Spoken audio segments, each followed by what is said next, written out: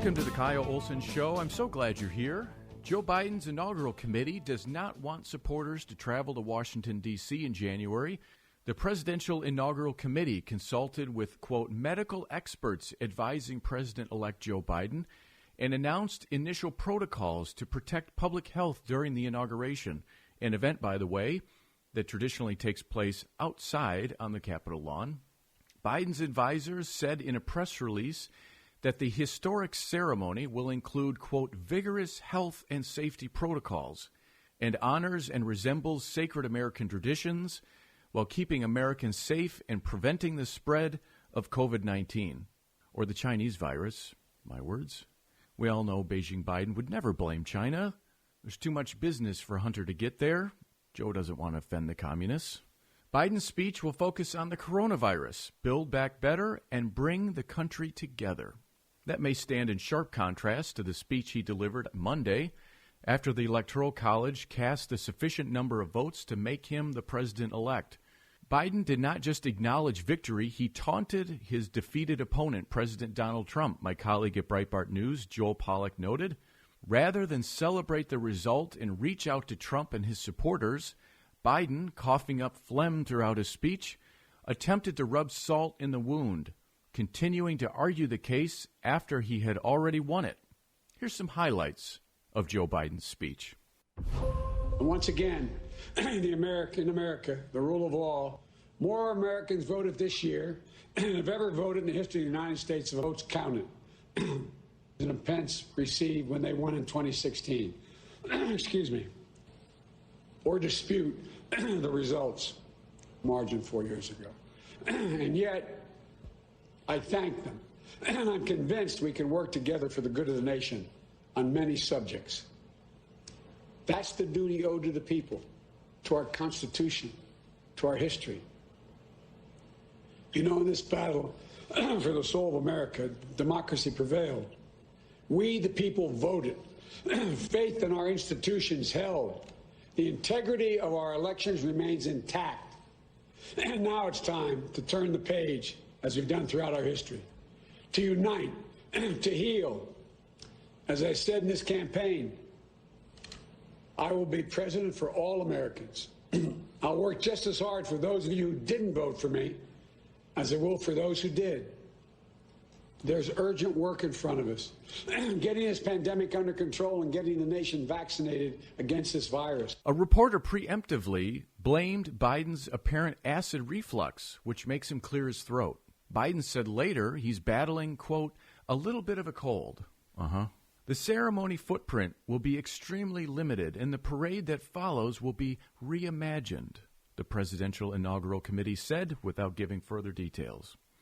The PIC is urging the public to refrain from any travel and participate in the inaugural activities from home, the committee said.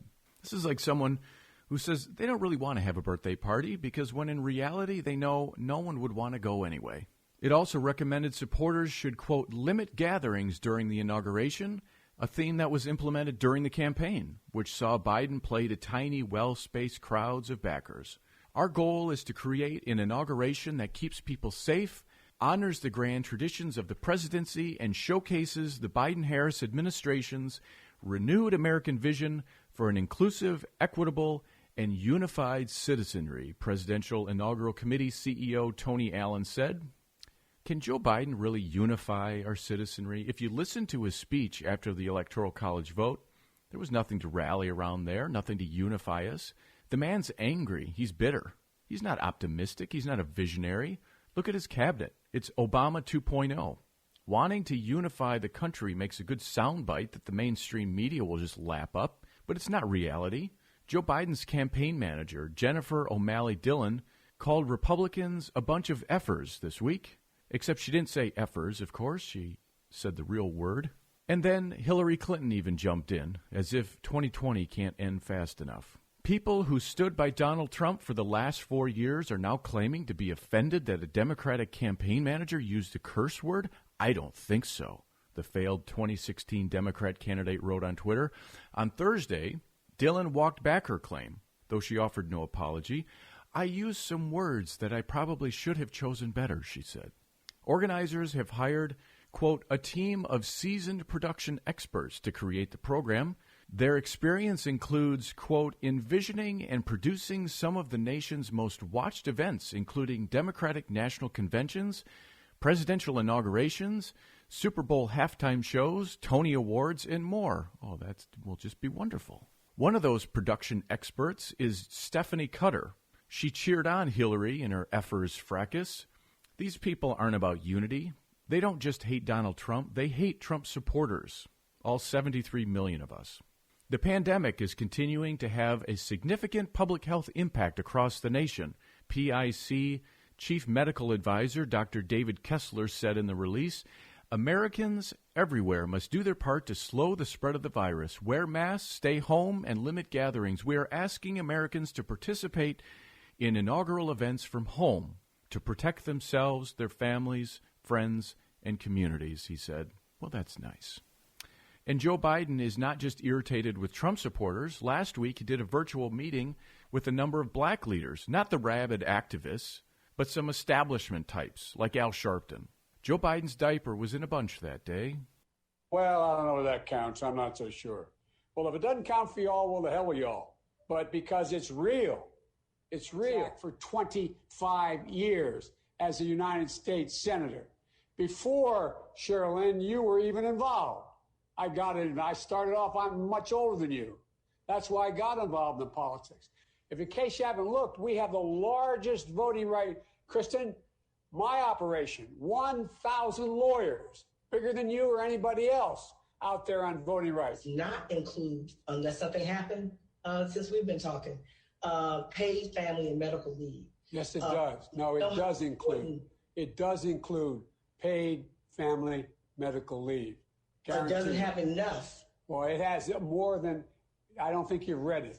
It has significant. Okay. Yeah, I've been reading it, and I said something may have happened since, but it was 1.8 million was going to take for the. Dude's mad, pointing his finger at the screen, lecturing people who helped elect him.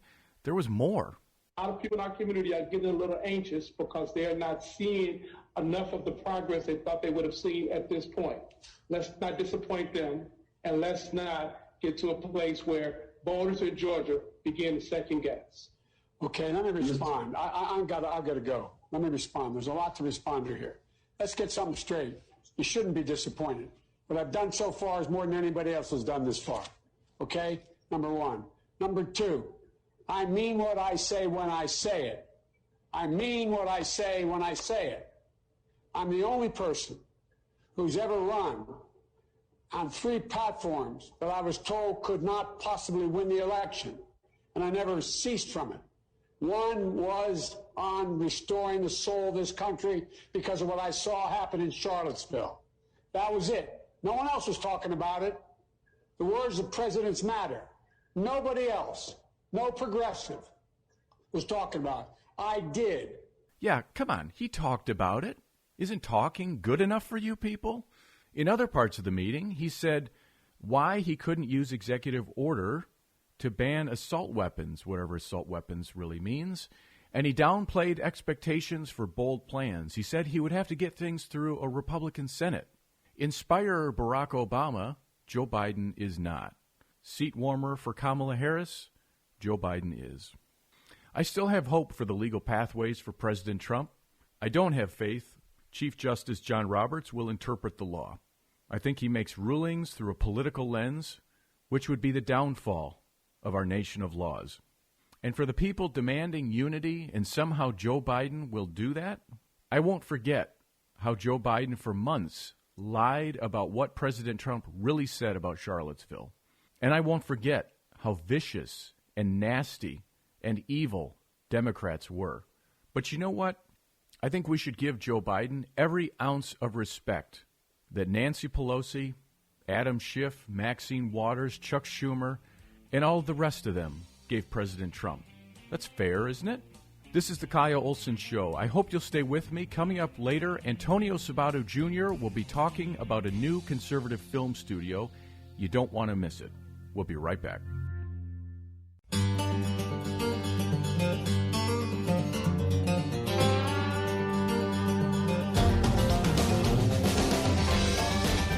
Welcome back to the Kyle Olson Show. Christmas is right around the corner, and something that came into my inbox the other day that I thought might be a good gift that would arrive throughout the year is called Artza, and it's a first-of-its-kind quarterly subscription box featuring products from local Israeli artisans.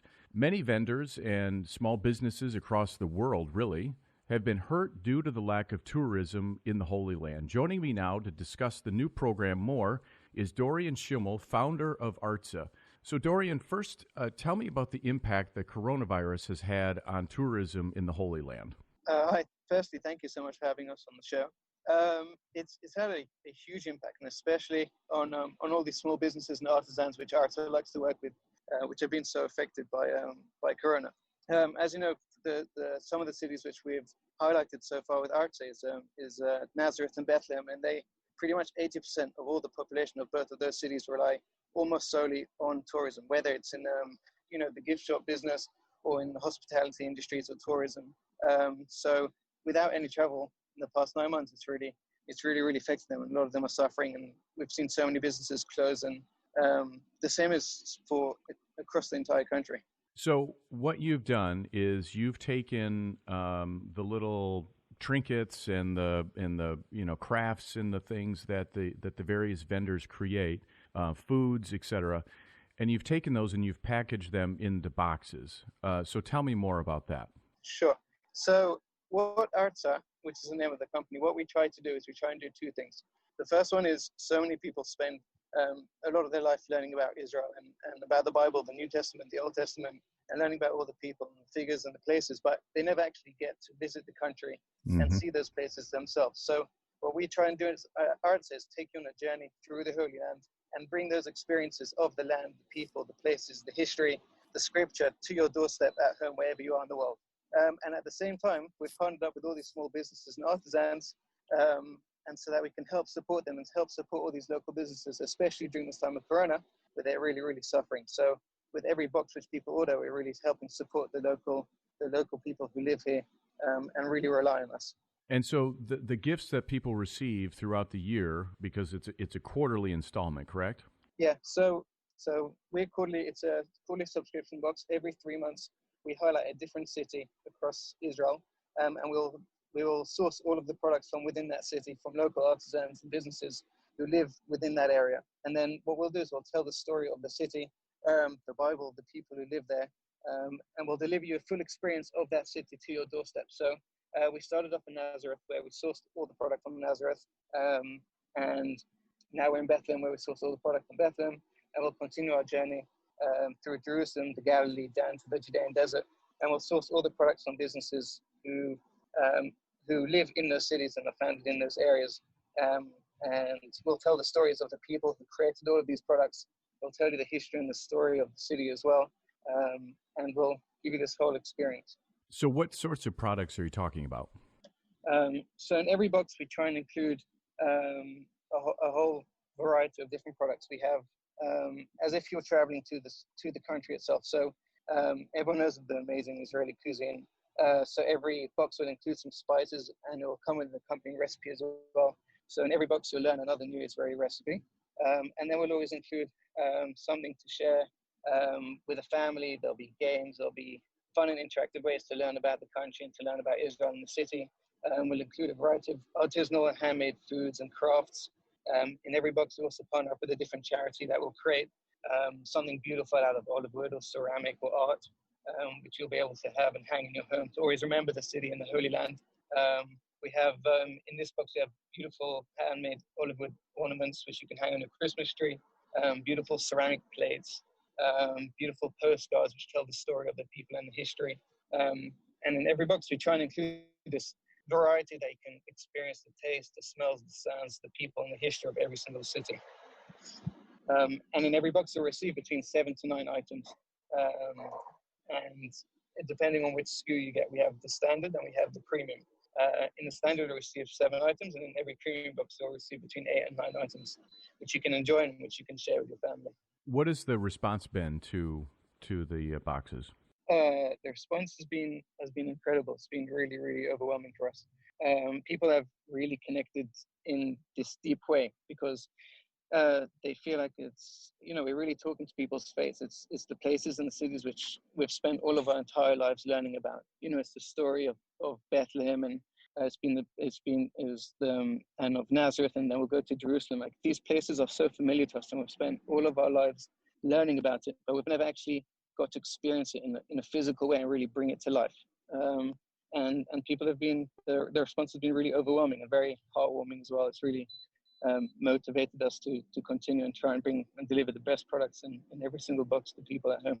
Well, and the thing that I like about this, and the reason that I wanted to bring attention to this, is because I love history. And when you read the Bible, it's a book of history. I mean, it's stories and it's faith, but these are real places. These are real places where Jesus walked, where he lived, and all of that, but yet they still exist today. And so it's fascinating, because I know I personally have not been to the Holy Land, but to see, pictures and video about where these events, the miracles and the birth, and the crucifixion, everything, where all of that took place, these are real places. And so I just, I think it's so interesting to have this sort of product available, and not just a one-time thing, but to be able to do it quarterly around the country. Where did this idea come up? Where did you come up with this idea? We came up, I grew up in London, and I moved to Israel when I was 18 years old. And my grandparents live here in Israel. And every few months I'd come and I'd visit them. And every time I came, I'd always buy different souvenirs and crafts and items which I could bring back to London, and then which would, carry me through until next time I came to Israel. So I've always been interested in how can I deliver this experience of experiencing the land of Israel to people who will never actually ever be able to come and make it across to Israel. So when I moved here, when I was 18 years old, there's always something which I wanted to do. And then when COVID hit, and then I saw all these small businesses who were really struggling, we thought this would be the perfect time to create this box which combines both this experience of delivering the land to your doorstep and really bringing it to life. And just like you mentioned, it's really the story and the life of the Bible and the story and the life of Jesus. All these places are real. There's so much significance to every place, and there's people who live there to this day as well. It's also living and breathing. So if we can deliver that to your doorstep so that you can experience that yourself, and at the same time also support all these small businesses, then something we're really excited to do. And it's the response has been incredible, and people have really connected to it in a very deep and meaningful way, which is very, very beautiful for us to see. So how can people sign up? So you can sign up on our website, which is artsabox.com, and you can also find us on Facebook and Instagram at artsabox. And you can sign up to the standard or the premium. If you sign up now, you'll still receive it before Christmas. So that there is still time to receive your Bethlehem box to put underneath your Christmas tree. And we also would love to offer you and all of your listeners a discount code for 20% off all of our subscriptions. So if they put in Carl20 at checkout, they'll receive a 20% discount. So artzabox.com, that's ARTZA box.com. And if you use the promo code Kyle, Kyle, and the number 20, then you'll receive 20% off. Dorian Schimmel, founder of Artza, again, artzabox.com. Thanks for joining me today. Thank you so much for your time, really, and Merry Christmas. Merry Christmas to you. This is the Kyle Olson Show. We'll be right back.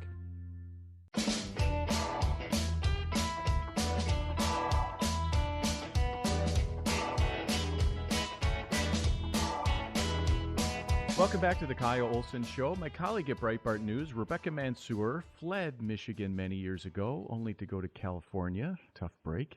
Anyway, she wrote a piece this week about how the Chinese communists see America as a, quote, defeated power amid the coronavirus pandemic, or should I say, the China virus outbreak. She joins me now. So, Rebecca, explain how China views the U.S. these days.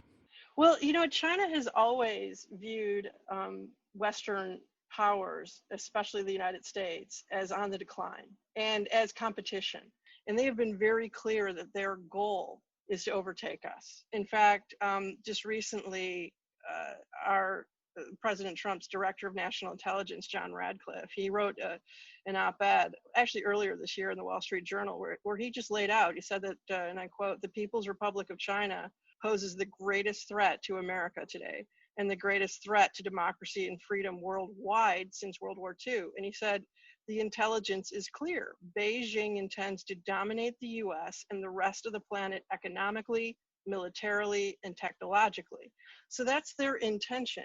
And in the wake of the coronavirus pandemic, which originated in Wuhan, China, though everyone likes to try to pretend like it didn't, they are increasingly triumphantist. They're increasingly gloating, I should say. You know, I'm botching that word there, but they're acting rather triumphant in the fact that they see themselves as coming out on top of this pandemic after wreaking all of this havoc on the world's economy. And there's a great article in the New York Times that was sort of laying out the sentiment that we're seeing increasingly coming out of China. And in fact, one of the quotes that just really jumped out at me was from a retired Chinese senior colonel in the military who now teaches at a university in Beijing.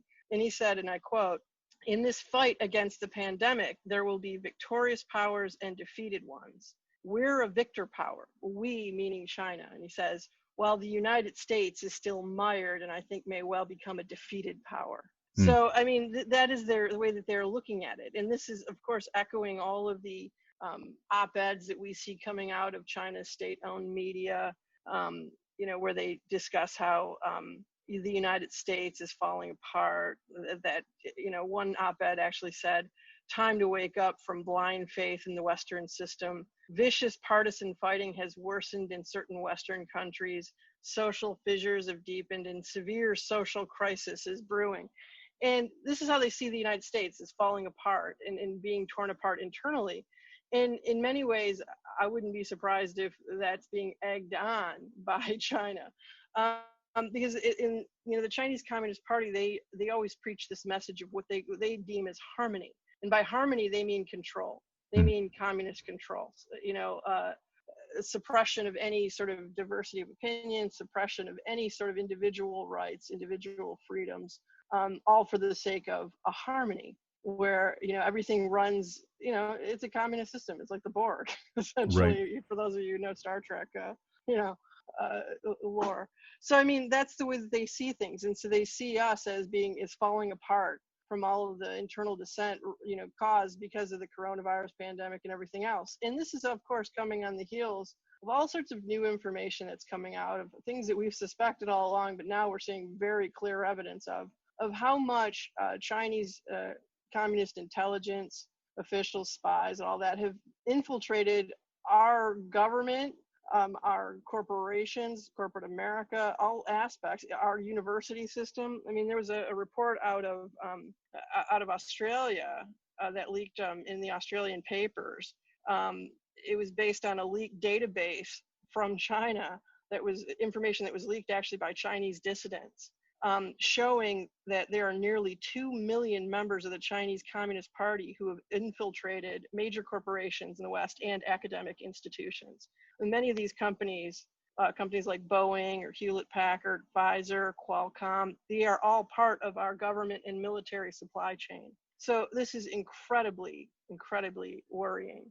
And and the thing that's even also astonishing is that the Chinese Communist regime hasn't denied this report. They've actually kind of gloated about that as well. They've actually came out in their state paper, you know, newspaper actually said, well, yeah, of course, there's going to be Chinese communist officials in all of these corporations because anyone in China who's important is going to be a member of the Chinese Communist Party. So, well, who cares? But here's the thing that why we should care, Kyle, about this is that according to Article 14 of China's National Intelligence Law, which was passed in 2017, that law essentially deputizes every single Chinese citizen as a spy.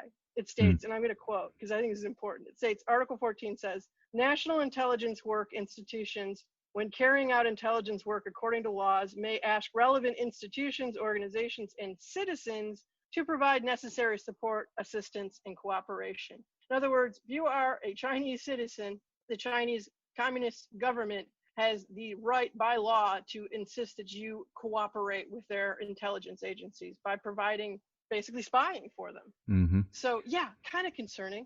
So this is all of this is happening in the context of. Right. So Joe Biden was declared the president-elect this week. Do you think the Biden family connections to China can be viewed as a good thing for America in this situation? Oh, absolutely not. It's a horrifying thing. Mm-hmm. It's a terrible thing. I mean, the revelations that are coming out about Hunter Biden, very clear revelations, and about Joe Biden too. I mean, he was office mates with, Hunter Biden's Chinese communist business associate.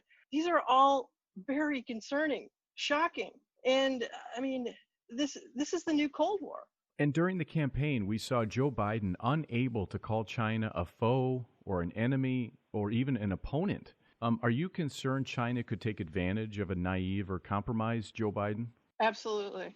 I mean, even if like Joe Biden isn't like some Manchurian candidate or, for, China, any sort of thing like that. I mean, even if he's just, a useful idiot, that's very dangerous for us in a situation where China is moving all of the pieces in place to dominate us. And we're just, whistling past the graveyard, essentially. So what can Americans do about that? I mean, the average person, if the Democrats control the House, if there's a very narrow majority or potentially the Democrats control the Senate and there's a Democrat in the White House, what can the average person do about that? Make your voices heard. I mean, look, like I said, we've been in this situation before.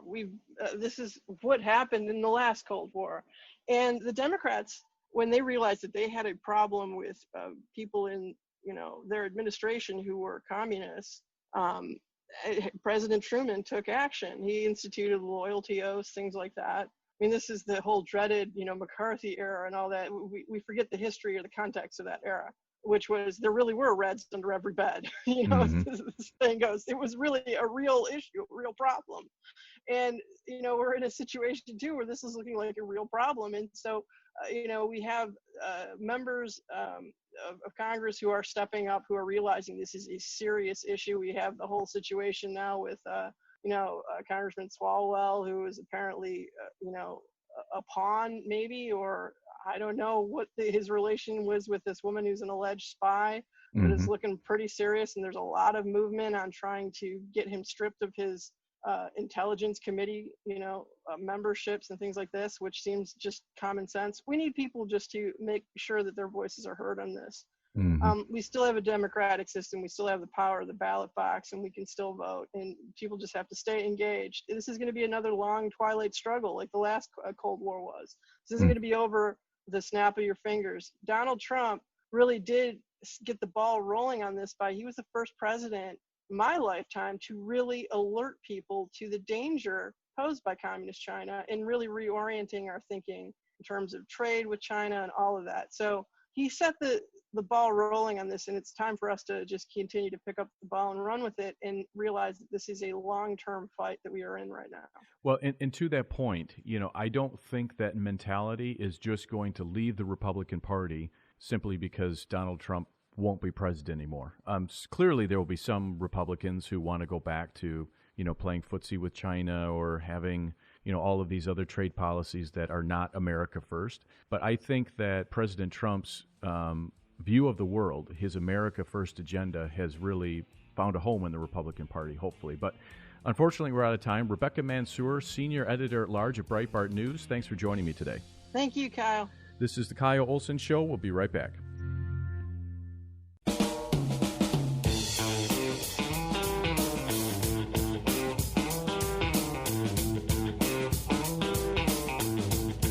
Welcome back to the Kyle Olson Show. Politics is downstream from culture, Andrew Breitbart would say.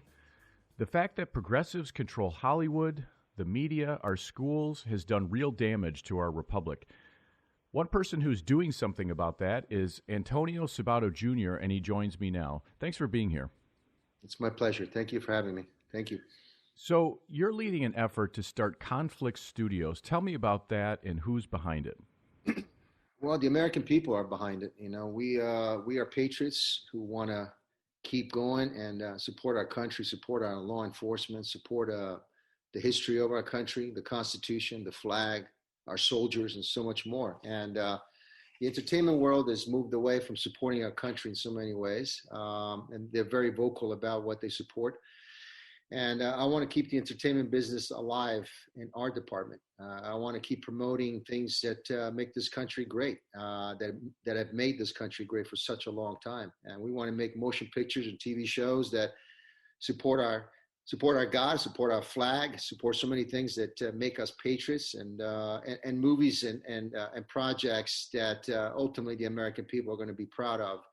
And without any bias, we're here to support our country, and I love this place so much. So we started the studio with my co-producers. We have a project called Trailblazers with a bunch of incredible actors and who have been wanting to be part of this film from the beginning. And we wrote an amazing screenplay. I'm going to direct this film. We're raising the money right now, and it looks good. We have some really good investors and people who are really willing to invest not only the money but just time and effort because they believe in our dream, what we're trying to do. And so Conflix Studios is going to be a studio which is going to allow people to be free without being handcuffed and having regulations about what you can speak or what you cannot speak, but ultimately be part of a studio that support our country. Mm-hmm.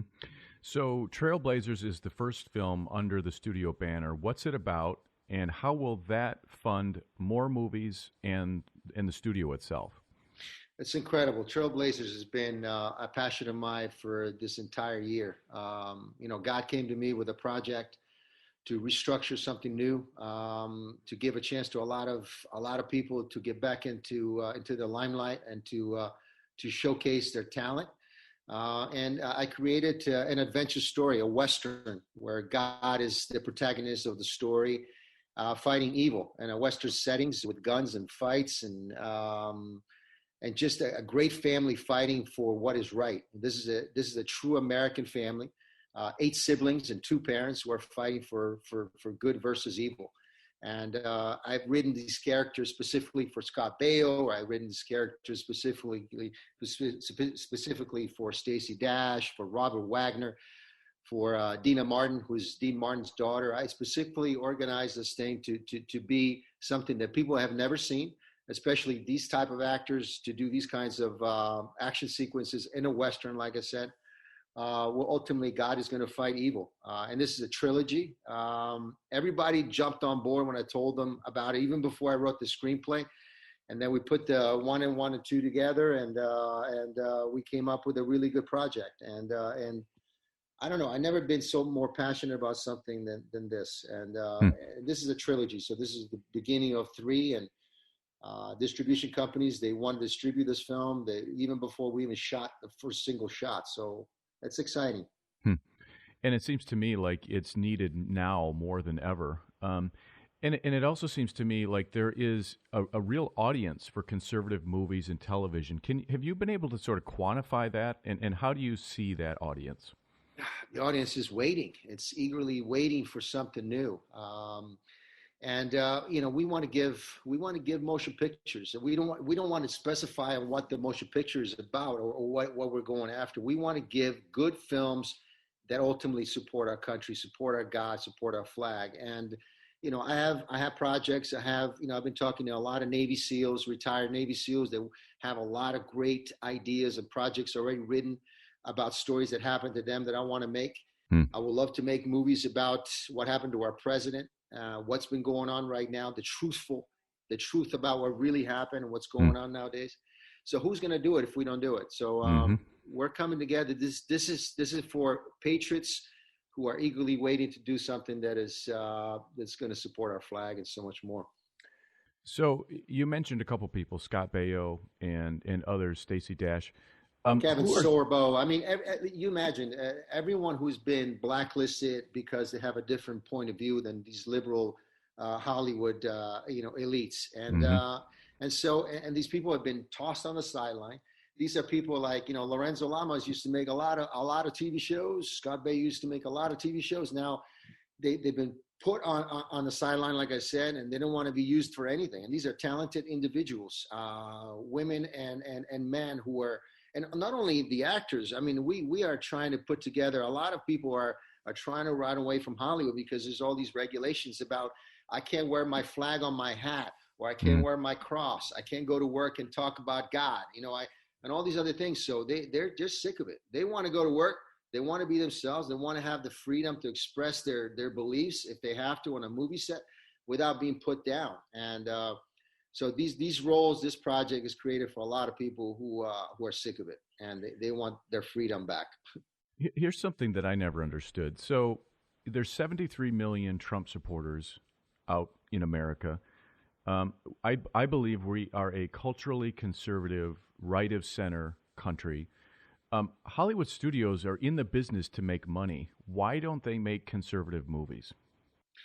They're not there to make money at the end of the day. They're there to own and control. Because at the end of the day, Disney and people that have billions of dollars to have own. And I mean, look, Sony just bought Pureflix right now. They want to own as much as they can. And it's not about making money, I don't think, right now anymore. I think it's about controlling the minds, controlling the future of the entertainment world, owning as much as possible so they can have the content and air it whenever or however they want to. And Conflix Studios is going to be a different element.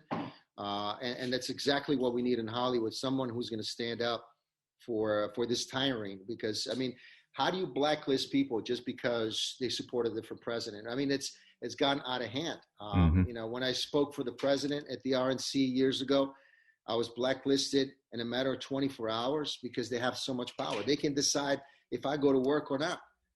Projects were taken away from me. I'm not the only one. I was the first one to speak about it, but at the end of the day, that's what this is. I'm glad in some ways that when you're against the wall and these things happen, there's certain things happen from it, like the creation of Conflict Studios, like creating trailblazers. And so at the end of the day, God has a purpose, and we're doing everything we can to make this happen.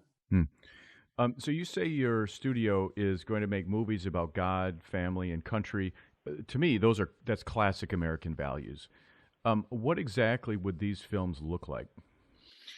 Well, the one thing that I've seen over the years is that any Christian-based films, they're treated like it's a B film. It's not produced well. It's not done right. Doesn't have the right cast, or whatever it may be, or the production value is lower. We don't want to make that. We want to make true American movies, just like you said, done well, produced right, directed, and done the Hollywood way. But our views might be different. But we want to bring the old classic Hollywood with integrity and honor, and that's what we're trying to do. And Trailblazers would be the first one.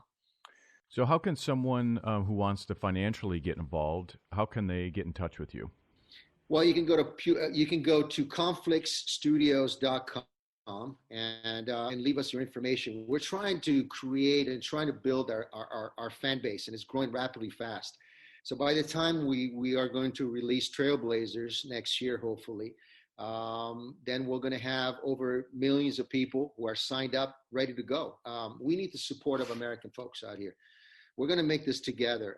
As far as investors are concerned, you can get in touch with me on all the social media. You can send me a message on Instagram or Twitter and let me know if you really are serious, or just leave us your information on conflictstudios.com and we'll get back to you. But I think we're getting there to finding the right people, because we're not just looking for investors for this particular project. We're looking for investors for a longevity of a lot more stuff, whether it's television, reality-based shows.